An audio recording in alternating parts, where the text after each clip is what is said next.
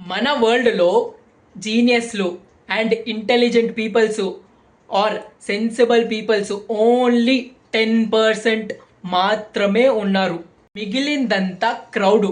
దాని పేరే మంద. నువ్వు గాని మందలో ఉంటే నీ ఇండివిజువాలిటీ పోతది. You get mob mentality. దాన్నే మనము హ్యాడ్ మెంటాలిటీ అని అంటాం. ఆ మంద ఏం చేస్తే నువ్వు అదే చేస్తావు. గ్రూప్ సైజ్ పెరిగే కొంది నీ ఐడియాస్ డైల్యూట్ అయిపోతాయి. నలుగురు అరుస్తే ఆలోచిస్తావు. అదే 1,00,000 మంది అరుస్తే నిజమని అనుకుంటావు. సో మీరొకటి గుర్తుపెట్టుకోవాలి. క్రౌడ్ని గ్రూప్ని దూరం నుంచి చూడాలి తప్ప మీరు మాత్రం దాంట్లో జాయిన్ అవ్వకూడదు. If group loses the mind you will also lose the mind. Corona టైంలో క్యాండిల్స్ పట్టుకొని మీ ఇంట్లో మీరు నిలబడండి అని మోదీ గారు చెప్తే మనమంతా ఏం చేశాం? మనము క్యాండిల్స్ పెట్టుకొని ఊరేగింపుకి వచ్చాం. Go corona, go go corona, జై కరోనా, జై జై కరోనా అని. ఆ టైంలో మనము కరోనాని గో అంటున్నామో లేకుంటే జై అంటున్నామో అని తెలీదు. కొంతమంది అయితే క్యాండిల్స్ పట్టుకొని వాళ్ళ ఇంటి దగ్గరికి వస్తే క్రాకర్స్ తీసుకొని పేల్చారు. That become a celebration. ఇక్కడ మనము ఒకటి గుర్తుపెట్టుకోవాలి.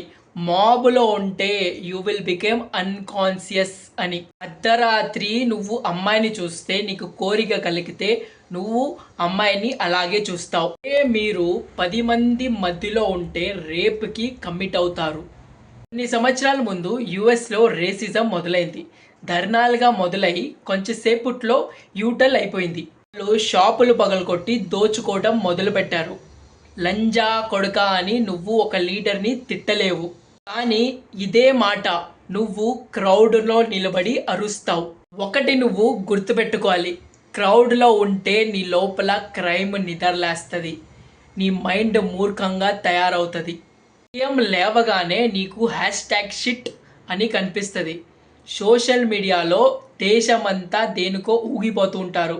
నువ్వు కానీ దానికి ఊగిపోతావు. ఇదే దేశం కోసం రమ్మని చెప్తే ఎవ్వరూ రాడు. జాబ్లెస్ పీపుల్స్ అంతా దాంట్లోనే ఉంటారు. ఫస్ట్ నువ్వు మీ ఫ్రెండ్స్ ఎవరో అని కనిపెట్టుకో. వాళ్ళు కానీ ఈ క్రౌడ్ పాట అయితే నిన్ను కానీ లాగుతారు. నువ్వు కానీ దాంట్లో వెళ్ళిపోతావు. అదే ఒక రోడ్లో ఒక కుక్క అరిస్తే 200 కుక్కలు అరుస్తాయి. అసలు ప్రాబ్లం ఏంటో, ఏ కుక్క అరుస్తుందో అని ఏ కుక్కకి తెలీదు. ఫస్ట్ నువ్వు 10% ఉన్న ఇంటెలిజెంట్ సెన్సిబుల్ పీపుల్ ఏం చేస్తున్నారో అని చూడు.